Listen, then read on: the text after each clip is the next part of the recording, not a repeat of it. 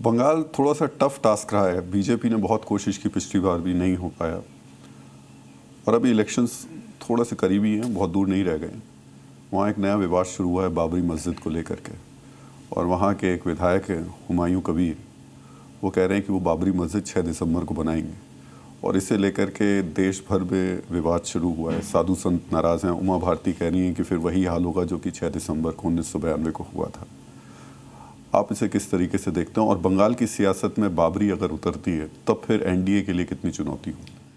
तुष्टीकरण की राजनीति है। ये वही राजनीति है जिसने सबसे ज़्यादा मुसलमानों का नुकसान करने का काम किया है।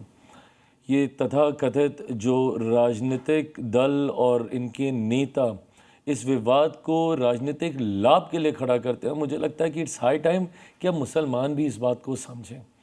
और जिनकी आस्था है, क्या उनको लगता है कि किसी और जगह पे जाके बाबरी मस्जिद बना देने से उनकी आस्था को सम्मान मिल जाएगा? उनको भी ये साफ समझना चाहिए कि राजनीतिक दृष्टि से दिया गया ये बयान है, ये तुष्टीकरण की सोच से दिया गया ये बयान है। और मैं नहीं मानता कि ऐसे बयानों के कोई मायने हैं। ये धर्म की बात है, धर्मगुरु अपने कार्यों को करेंगे, बट जहाँ तक राजनीति की बात है, आपको मुसलमान परिवारों में कितने लोग शिक्षित हुए, कितने लोग तालीम हासिल कर सके, क्या आज उनके पास रोज़मर्रा की ज़िंदगी जीने की सुविधाएं हैं कि नहीं हैं, इस पे आपको चर्चा करनी चाहिए। आप बिहार फर्स्ट, बिहारी फर्स्ट की बात करते हैं। बिहारी तो बहुत जगह हैं, और अब जो अगले साल चुनाव आने वाला है यानी बंगाल, वहाँ पर बिहारियों की संख्या भी ठीक ठाक है, और वहाँ के हालात भी आप जानते ही हैं जिस तरीके के हैं। क्या चिराग पासवान बंगाल जाएंगे उन बिहारी वोटर्स के जो जिस तरीके का प्रचार, जिस तरीके का आपने कैंपेन यहाँ किया, क्या बंगाल में भी आप उसी तरीके से उतरेंगे? मैं बाकी राज्यों में भी पार्टी का विस्तार देखता हूँ, गठबंधन की मजबूती देखता हूँ। बंगाल में चुनाव लड़ूंगा नहीं लड़ूंगा मुझे पता नहीं, बट मैं ज़रूर गठबंधन अगर प्रचार के लिए कहेगा तो मैं जाऊंगा। मैं डेफिनेटली, जब मैं विस्तार की बात करता हूं तो मैं उत्तर प्रदेश में पार्टी के विस्तार को देखता हूं।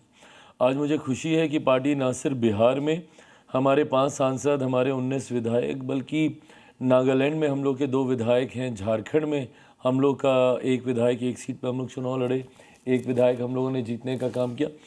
आने वाले दिनों में उत्तर प्रदेश में मैं ज़रूर पार्टी का विस्तार होते हुए देखता हूं। मैं पंजाब में मैं पार्टी का विस्तार होते हुए देखता हूं। आपने कहा यूपी में विस्तार करने की आपकी योजना है।